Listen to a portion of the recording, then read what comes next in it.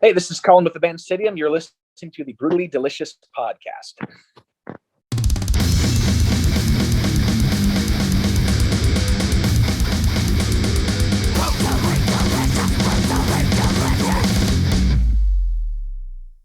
All right, sorry. Where are you located? It happens. Coeur d'Alene, Idaho. Oh, Idaho. Not much out there, is there? Well, I guess it kind of depends. You know, it's where I'm at in Coeur d'Alene. It's not a big city, but it's not really a small town either. It's kind of right in the middle. But yeah, like you said, it depends on where you're at. There's some spots where there's a lot of nothing. Okay. So if you want, we could just jump in. Rena, you want to jump in first, or you want me to take the lead? I can do it, dude. I can do it. Just let me have the reins, and I'll ask Colin to tell us a little bit more about your band. So, Psidium, you've just released some stuff. Tell us about that. Yeah. We just released our first album, Blood in the Water. Just came out back in May. We started the band about little over 2 years ago after our previous band I was in with Rob and Eric, our drummer and bass player, kind of fell apart, and we reached out looking for a singer. We got Jason came on board, and we brought him in and started working on the record right away. Nice. What was it? How was the process? What's that? How was the process? Like just recording it sounds so effortless. Was just was that was? It was, yeah. It was actually, it was very effortless. We wrote we actually ended up writing the title track to the record at, the first time we ever met Jason, his audition day. We wrote the title track to the to the record, and the rest of the songs, they just, it was just seamless writing. The chemistry between all four of us was just there immediately. So the writing was great and painless. The recording process was about the same. So yeah, it was all just a real seamless process. Awesome. Perfect. Sounds good. What were you saying, Bruce, before I cut you off? Do you guys all write together, or is it more the efforts of one particular member of the band? Yeah, we all write together. Yeah, we all get together. And it kind of depends on the days. Sometimes it'll be a guitar line that I bring in. It'll be a melody that Jason brings in, or a bass line Eric comes up with. It's all kind of it's a real collaborative effort. One of us comes up with a place to start, and we all kind of just jam it out, and everyone's throwing in ideas, melodies, lyrics, just pretty much everything. It's all a group effort. When you're writing this kind of music, especially this kind of metal, are you writing like with the live setting in mind, how it's going to come across on stage with all these breakdowns, or are you writing the song for the song's sake? We mostly write it for the song. I guess a little bit of both. We write it with the sake of the song in mind. But we also want to make sure it's just something that'll go over well live the way we play it. And for a lot of the record, a lot of the kind of the little nuances and kind of breaks and little breakdown parts in between, we kind of put in was kind of during the recording process. Our producer would throw in an idea of a little break or a little addition here and there, and it would kind of come after the fact. But yeah, I guess a little of both. We kind of just focus on just writing the song and just making sure it'll play over well on the recording and live. Okay. What has been the reaction from the fans, and how do you feel about it after it being out for it's about 4 months now? Are you still satisfied with it? Yeah. Oh yeah, absolutely. Yeah, I mean, we're all very, very happy with it. Happy with the way it turned out. Fan reactions have been great so far. We get a lot of comments and things from people that we know and people that have heard of that they haven't taken it out of the CD players in their trucks yet. And so yeah, the fan reaction's been real positive so far. So we're really happy about the way it's been going. Awesome. And I got one. Go ahead. Is there anything in the horizon regarding like actually playing those songs to people in front of you? Yeah, we've got a couple of we've done a couple of shows this year. We've got a couple of shows coming up. We're playing in Boise at the end of October, and then we're playing here in our kind of our hometown area with Blistered Earth, that Metallica tribute band. So we got a couple of shows lined up this year.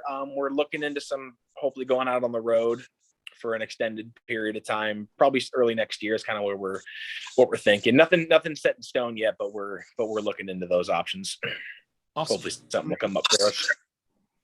So we do a lot of work with Pavement Records, and I was just curious, how did your deal come about with them? Was that solicited by you guys, or how did that happen? Yeah, we were just so we released the record. We're trying to get it out there. I reached out to Pavement, sent them our album and kind of our bio and everything like that, and they reached back and said that they really liked our music and the song Fighting Time in particular, and they wanted to help us push it. So yeah, we just kind of reach out and get them to hear it, and then they liked it and wanted to work with us on it, which is great. Oh, that's exciting. Yeah. Like I said, we do a lot with them. They're great people. They're great. They've been fantastic so far. Yeah. Rena? How about your like social media activity? Are you like really active with the fans? Do you converse and interact in your channels? And this is your chance to tell us what they are if people want to find you on any of those platforms. Just give us some info and your philosophy on the social media scene. Yeah, we're on Facebook. It's Facebook and Instagram. It's Facebook, it's Psidium Music, facebook.com/Psidium Music, and Instagram Psidium Music. As far as social media, I guess we're not as active on Facebook and Instagram as maybe some other bands. I guess we're we use it, we utilize it as much as we can, and I guess we're a little more old school in the way that we kind of like the word of mouth style of promoting as well. So we kind of do a little bit of that, but yeah, we still use the social media. We're just not. I don't think we're quite as active on it as maybe some other musicians or artists, but it works for us still. There's so many social media places, and every time I turn around, there's another one to try and keep up with. It's almost impossible, I think. Oh yeah, and it's hard to. It's sometimes it's hard to keep them all straight. Did I post on this platform today, or did I post on this one, or which one is everybody following more? Yeah, so it's like you said, there's just so many different platforms now. Sometimes it's hard to keep track. And me, I'm not on my phone and posting a lot, so it's sometimes I forget. Oh, I need to post this, or I need to put up an ad or something like this. Right. So that's on me a little bit, but. So Fighting Time is out. You have another single ready to go, or what are we waiting? Is there a time frame? How are you taking advantage of that? Yeah, I think so. We're running some promo for Fighting Time right now. I think we're gonna probably do not entirely sure what exactly we're gonna do yet, but yeah, I think we're gonna try to push out one of the other songs off the record after we do a little bit more pushing a Fighting Time. I think that's the plan. All right, sounds good. Well, Colin, what do you think? Do you think you would be up for some more unconventional interview questions? Yeah, I'm throw them at me. All right, Bruce, totally will. All you need to do is pick a number, 1, 2, or 3, and he's gonna come up with a weird fucking question for you. I got stacks of stuff. You can actually use 1 through 4 if you want. I got another list here. You call it. Let's do 2. 2. All right, that works. Totally fucked up. Have nothing to do with Psidium at all, but we're trying to give people a laugh at the end of every interview. So, you ready? What is this? What is this? Yep. What is the surface area of a medium-sized egg in square inches? Oh gosh.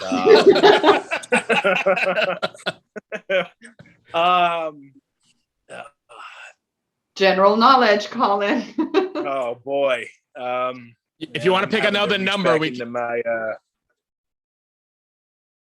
Yeah, let's do number 3 so I don't embarrass myself. All right. Well, the answer to that the answer to that, just in case you wanted to answer a question on Jeopardy, is 10.9 square inches. And I don't know what that is in Finnish metric crap, but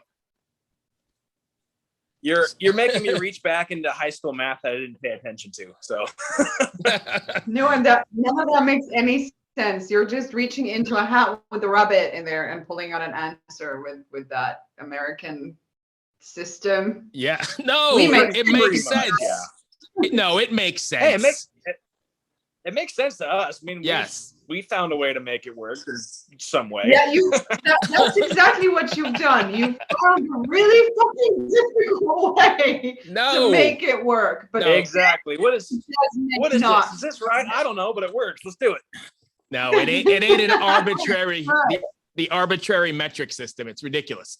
Anyway, you pick 3, and I'm not sure this is going to be any better, but this is a Family Feud question. You ready? Name a fruit. Yep. Name the top 5 answers how a fruit is used to describe a woman's body or part of it. Oh boy. Slippery slope, dude. You should have stuck with the eggs, man. Yeah, I should have stuck with the egg question. That's my fault.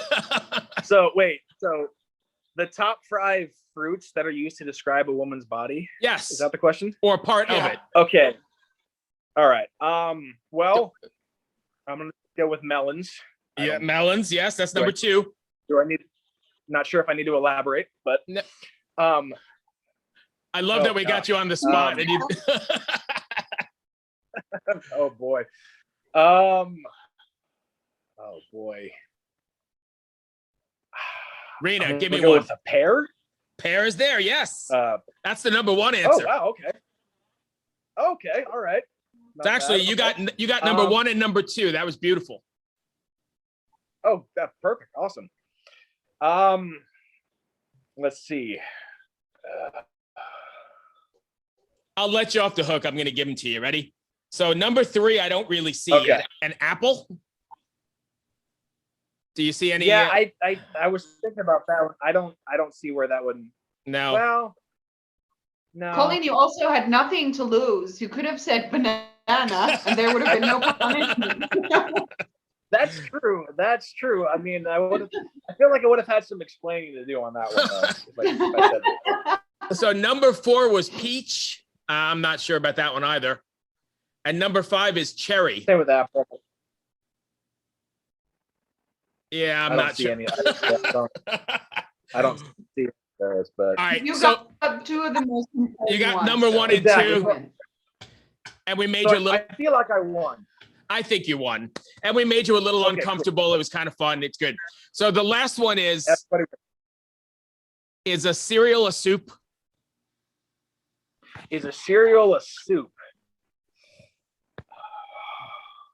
Well, I mean, I never really thought about that, but in a way, it kind of is. You know? Yes, it has to be. You've got that. Yeah. I've never really thought about that. I'll probably never eat cereal the same way again now. You're gonna think of that every time. You will eat I'm it hot every time now. Yeah. Right. Exactly. Like throw it in the microwave now to kind of make it make sense, you know? Yeah. I make it because delicious. Exactly. Brutally delicious, by the way. And a soup would be considered like anything, any liquid with something in a bowl, right? So it has to be cereal too.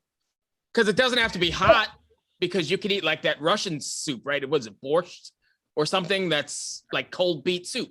Yeah. Right. So I think it has to be. Yeah, borscht is actually warm, though. I'm gonna have to correct you there. Borscht is warm. There is another beet soup that is more vinegary in Russia that it does serve cold. But then, if you want an example of a cold soup, you want to go to Spain and just say gazpacho, because that is. Oh, really? Yeah. I did not know that.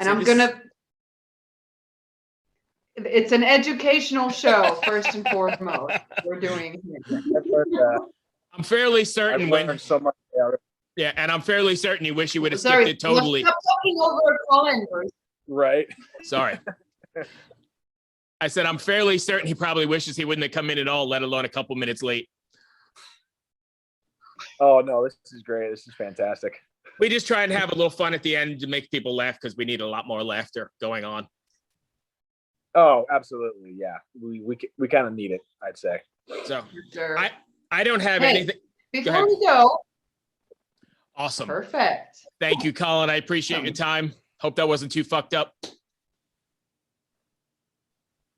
Oh no, it was great. Yeah, thanks guys. Thanks for having me. This has been fun. Thank you. Awesome. You have a good day, my Perfect. friend. Stay safe. Have an awesome day.